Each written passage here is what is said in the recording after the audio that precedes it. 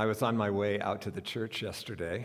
We were doing a service project, which, by the way, if you are feeling really isolated and looking for something safe to do, these service projects that we're doing out of this church, Colorado Feeding Kids, we're wearing masks, we're distanced, and I came away from the experience yesterday and our fundraiser Friday night, another very safe event, realizing how much connection we human beings really need. I mean, we need different amounts depending on who we are, right? But it was so wonderful to get to connect in a safe way.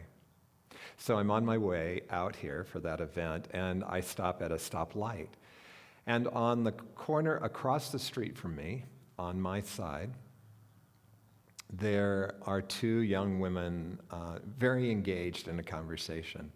And then my eye got caught by something behind them. And it was, as I focused in, it was a little guy, just a little tiny kid on one of those little tiny bikes, pedaling as fast as he could towards the intersection, which was just beyond these two women, which I assume one of them, he belonged to one of them, right? And the amazing thing about moms, right? So this kid comes hurling past, and one of the women reaches out without even missing a beat. I didn't even see her look down, and grabbed his shirt and brought him to a jerking halt, right? And then she did something very powerful. She got down at his level, and you could tell just from the way their heads were moving and the way she was pointing that she was educating him, making him aware of the fact that this is a street and you don't want to go charging out in the street. You got to look both ways. She pointed up to the light, teaching him about the colors of the lights and what's safe and what not safe to do. She was, through jerking him back, she was keeping him from coming into physical harm, from experiencing physical pain. We have, for the last 7 weeks, been working with Colin Tipping's Radical Forgiveness. This is a book that teaches us processes for jerking ourselves back before we fall into the trap of being a victim. And while being a victim may not be physically painful, although if you really sense into it, it can be, but it certainly is emotionally painful. And through these practices, we have the opportunity, just like that young boy, to gain understanding. And with understanding comes freedom. It's easy to fall into the victim role. The whole nature of our ego and the way we were brought up, and in a way, too, to keep us safe as kids, all the problems were out there. It's just the nature of how our ego orients towards the world. And so we all, no matter how much spiritual work we've done, can easily fall into being the victim. We know the signs, right? We've been done wrong. We go back over the story. We tell everybody what's happened to us. Can you relate? If you can, then why not just put an amen into the chat box? Amen. Yeah, because it's very much an amen experience. And this year, I love the way Colin Tipping is always bringing it back. What does he say? Radical forgiveness invites us to be willing to see the perfection. In other words, what is the perfection? The perfection is being able to see that if these things are catching our attention, if we're feeling violated or somehow abandoned or hurt by whatever's happening in our life, then it has to do with what's going on inside of us, with those tender spots within inside of us that are ready to be healed. Just the very awareness that we have that we are being victimized by him means that they are ready to be healed. Our theme this year is 2020, seeing with a spiritual lens. And that's really been our focus all year, not just in the different, what would we say, different techniques and the different procedures that Colin has given us, I'm just going to pause for a minute. What is the word I'm searching for? Practices. Not only in the different practices that we've seen in this book, but if you see through our whole year, we started out in the spring with radical compassion, Tara Brock and her RAIN process. Again, another process inviting us, just simply inviting us. When it's getting to us, it's an opportunity to turn the lens this way. What's going on for us? And then we had just a great time with the I want to always say the blessing, but the gift of anger. Well, we did the gentle art of blessing, but the gift of anger also was what I was thinking of, yes. But in that gentle art, or in the gift of anger, we got to see that, when something makes us angry, it's again an opportunity to look within. It's a really important indicator that there's something for us to look at. And now we're using radical forgiveness. These all give us different ways of saying, wait a minute, something's happening here. And in that, turning that lens, then bringing ourselves into transformation. Because you see, transformation only happens when we're willing to do our own work. And transformation always happens in the moment, when we bring ourselves to this moment.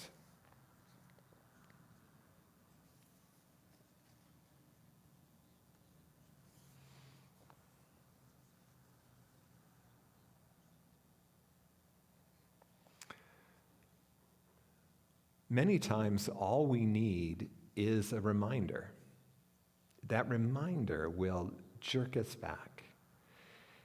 It's fun that Colin Tipping said in the book that he's really simplified the Forgiveness Worksheet, which we've sent out to all of you if you're on our emails. And I, as I read it, loved that it was simple yes and no answers much of the time, asking us, are you willing? Reminding us, hey, what's going on for you? I know in my counseling that I do, I'm forever saying, and what's happening now? Because it's always something to do with us. And it doesn't take much to remind us. But the first thing that we need to do is be willing to feel what's going on. And I don't want to minimize that. Many of us learn to live out of our heads in order that we didn't have to feel a lot as kids, because what we were experiencing was intense and too much to go through. And so when we say you have to start out feeling, we're really inviting you to start out with just being in your body. Be willing to feel what's going on in your body, or to even describe, maybe even more appropriately, describe what your experience is in your body. And from there, then the feelings help us out, because the feelings begin to illumine what's happening for us. Collins says this: all of these processes bring us into the present moment by helping us retrieve our energy from the past and withdraw it from the future, both of which must be done for change to occur. He's making an excellent point here, that all true transformation happens in the moment. And when we're willing to start by telling our story, and then our story brings us right into the moment, but not get lost in the story, but then to come back to, and what am I experiencing now, in this moment, as I tell the story? Where's it taking me? I personally don't use resentment as much. This is about forgiveness, and so we are looking at ways that people get under our skin. As much as I look at my emotional response, is something going on for me? And that's what triggers me into the process. And by the way, there's lots of processes, right? We've just told you about several. And one of my friends uses yet another process. He uses psychodrama, which he uses to turn the lens back on himself. We often in spiritual work say, we're just building up your toolbox. Well, I encourage you to pick just one tool. Don't try and use all the different tools that we have worked with and introduced you to. I mean, for years we've been talking to you about the power of inquiry, the RAIN process, now radical forgiveness. Pick one of them, because you see, we need to develop our natural going to, we might say, to that tool. It's taken me years, for example, to recognize, I'm caught in the story, and to begin the process then of inquiry, which is the tool that I like. Pick one of the tools and use it to, one, tell the story, feel the feelings, and then begin to get down to exactly what is happening. What is it that I believe? I think pretty much all of you that are associated with the community know that a week ago, last Wednesday, Stuart and I rather abruptly were evacuated from our home in the mountains when a fire that day had been 16 miles away from us suddenly exploded and went from a fire of 25,000 acres to, within a few hours, 125,000 acres. And we were, in one moment, told by our phones, the emergency alert system, that we needed to leave our homes and leave immediately. A few minutes later, the police were knocking on our door and saying, you need to leave, and leave now.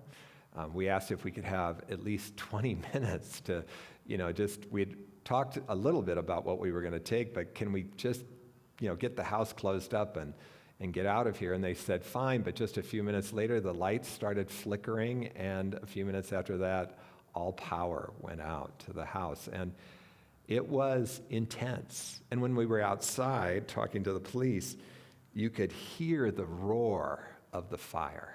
We couldn't see it yet, although we saw it when we were driving out, but we could hear it. And I was taken by how emotional I felt. I felt shaky. I felt like I wanted to cry. It was very surprising to me because all week long they had been preparing us for the fact that we might have to evacuate. The next day, and I was, notice, paying attention to what I was experiencing, but I really didn't have time to inquire in that moment. There was a certain urgency that we were living by, right? And let me encourage you, if there is Mother Nature in any way raging towards you, not the time to sit down and practice these practices. It's time to stay grounded. This is why we meditate and pray, right? Stay grounded, stay to the task, and get the hell out of Dodge, if that's what it's calling for.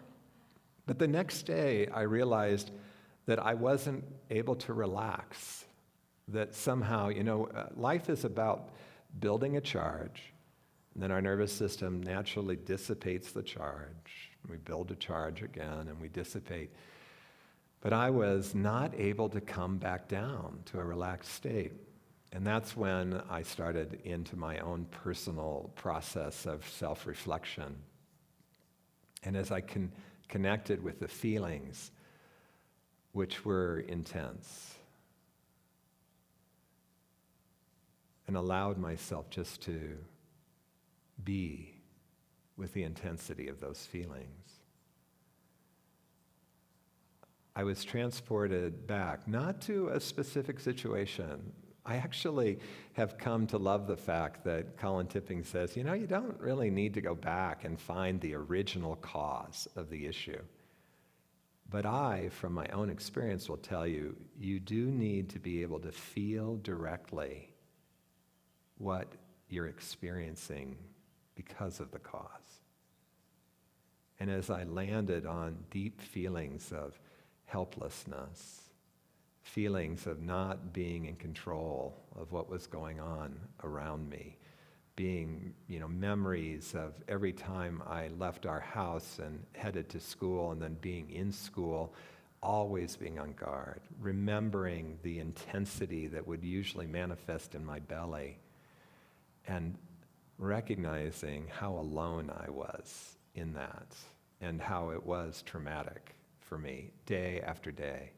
No wonder, when this thing came up, I couldn't relax again. But as I stayed there with it as an adult, with a young energy that was overwhelmed, that energy began to soften, to dissipate. And it was replaced by a sense of peace, a sense of quiet, a sense of expansion, and a real curiosity in me about if we get evacuated again, which I really wouldn't mind if that never happened. But if it happens again, what will my experience be like? Because you see, when we gain understanding about what's happening for us, which these processes bring, then the charge is never the same. It loses some of its intensity, if not all of it.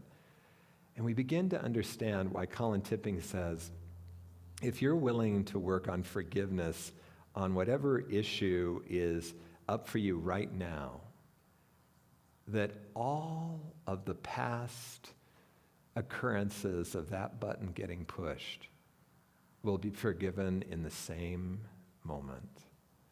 For you see, we're taking away the very charge that keeps those situations, those experiences alive in us.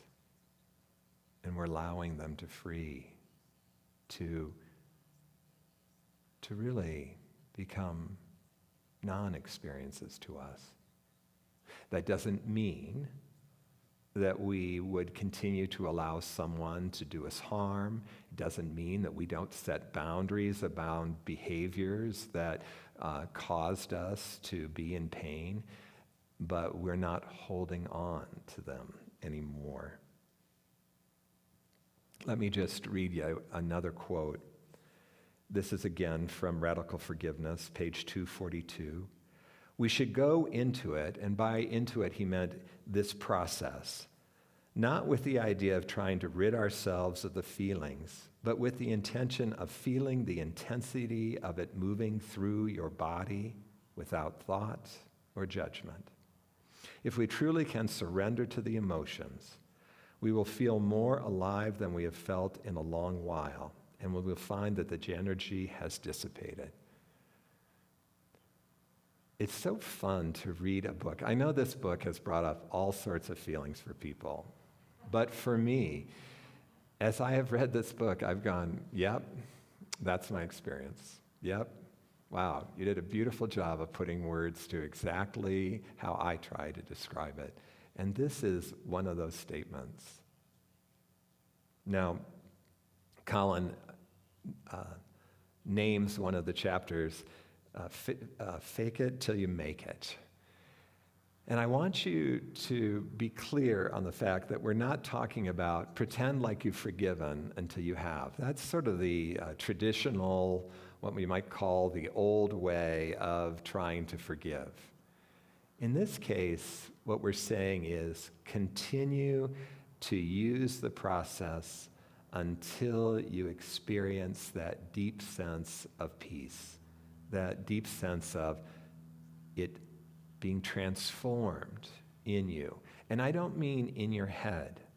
I mean in the full body experience. I was So pleased to be a part of a Zoom ministers gathering this week. And one of our ministers that we've known for years, one of our Unity ministers, his church just sold their building. And he had poured a lot of time and energy into that building. He's a very skilled carpenter and took a building that was nothing and made it beautiful. And he said to us, we're always talking about you really need to get into the feelings of your body and stuff, and he's often rolled his eyes at us and stuff. But in this luncheon, he said, well, I went in and I did a full body mourning of letting this place go. I went in and I jumped up and down and I shook my arms and I cried and I got down on the floor and assumed the fetal position. And he said, oh, it felt so good to just let it out, right? To let it flow like you guys sang about, not to hold it so tightly. There's real power in allowing ourselves to live a full-bodied experience.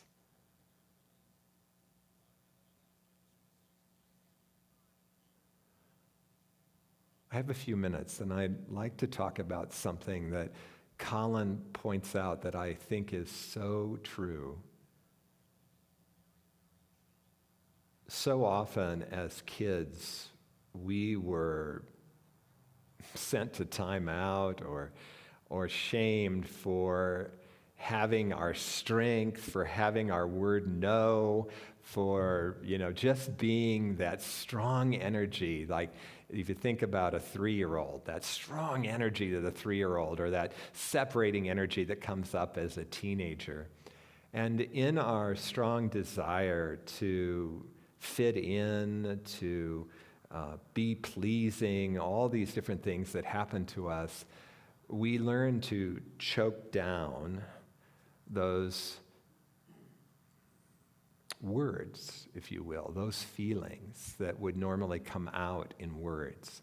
And so Colin encourages us to watch how our feelings get caught in our throat, our words get caught in our throat, and invites us to use both body movement. I love to have people get down and kick and hit. I personally throw myself on my bed frequently and kick and hit, and verbalize. Just get it out there. You're not really talking to the person directly. You're talking to them in the privacy of another room, probably miles away. Because you see, the whole body tends to clamp down around those things that were not made safe for us as kids. And we want that energy to flow. It's when we're in the flow that we are living our true nature. It's hard for me to imagine. I always, started these practices out under the supervision of my teacher. So it's a little hard for me to imagine all of you, throwing yourself on your beds and kicking and hitting and screaming without, being told, yeah, you're doing it just great, keep going. But maybe you'll be inspired to try it, or know that you can always come and meet with Sue or I, and we would love to do a session with you to free that beautiful inner spirit that is you. I want to read you a quote that I found last night, and so it's not going to be on the screen today. See if this doesn't really sort of sum it up. And by the way, just to lead into this quote, Colin Tipping talks about how much faith it takes to step into this process. Because you see, we live in a world that's very ego-oriented. We've been immersed in our own ego, and it seems odd that we would be now turning our attention towards ourselves. How do we protect ourselves? How do we keep this thing from happening again? How do we keep from being consumed by the pain? But what we're really being invited to with all these different procedures we've talked about and practices this year is to trust our true nature. To trust that our true nature is is wildly powerful, wildly intelligent, wildly strong, wildly loving. It's crazy what our true nature is in truth. And so this is a quote from the founder of the Ridwan School, a place where I do my continual spiritual study. He writes under the name A.H. Almas. Here's what he has to say. And by the way, basic trust is our trust of the spirit within, of what we are as spiritual beings. Basic trust is the soul's way of attuning to a fundamental law of reality, the fact that our sense of existing as a separate and isolated entity is false, that our ego experience of isolation and helplessness is an illusion based on identification with the world of physical manifestation. Knowing that we are all part of one reality means that our true nature is not defined by ego experience in the physical body and cannot be fundamentally hurt or destroyed. When we are willing to do our work, when we're willing to turn within, allow the story to take us into our feelings, allow the feelings then to illumine the history that we have around this issue and help reveal what the basic belief is. What have we taken as our belief here? What do we believe about ourselves and the world? When we're willing to allow that to happen, we are freed into our true nature, freed back to the flow of who we are, to an understanding that everything is going to be okay because we fundamentally cannot be hurt, cannot be harmed, that we no longer need to play the victim. We are powerful beyond all imagination.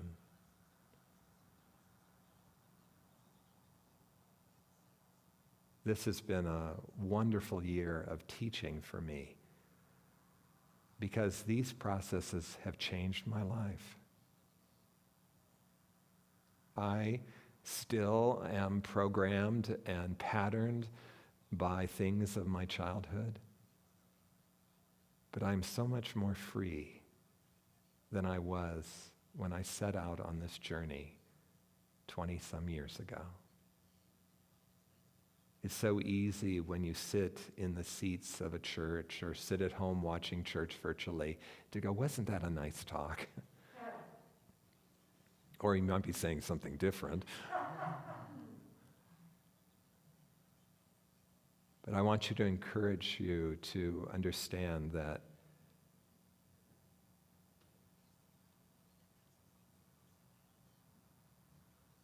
these processes, these practices are life-changing, transformative. And we're here to support you with that. We've been doing an ongoing inquiry group at this church, a RAIN process, we call it. We stopped during this fall program, but we're going to be picking it back up. There's no reason why you can't join us.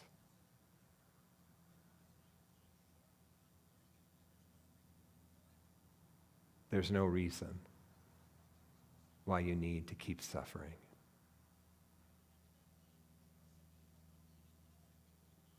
So let's take some time now to move into an extended time of meditation.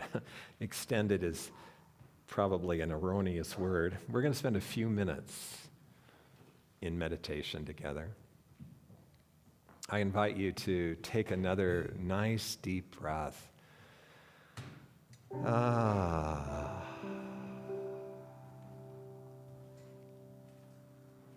Take another. Make some space, right, for that inner spirit that you are.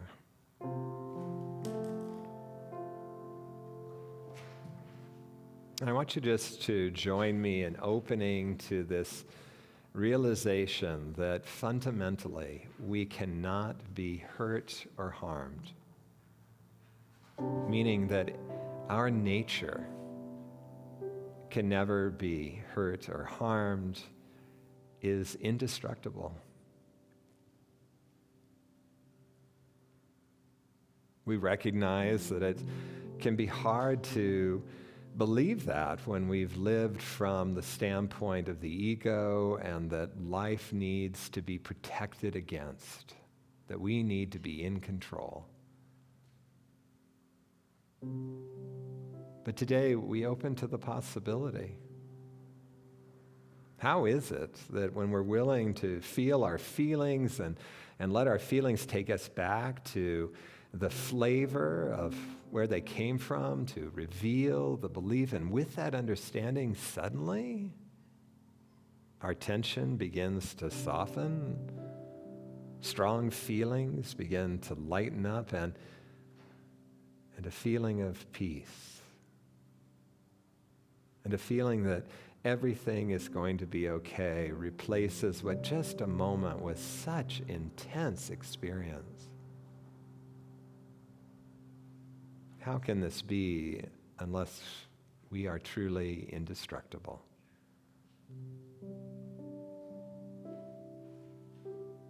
An inner smile comes across our consciousness now as we consider moving through the world in all of its unpredictability and chaos and wildness and beauty and love and all the things that it is, just taking it in, loving it all. Accepting what we want to accept, but not needing to be bowled over, triggered, knocked to our knees by that which used to impact us heavenly.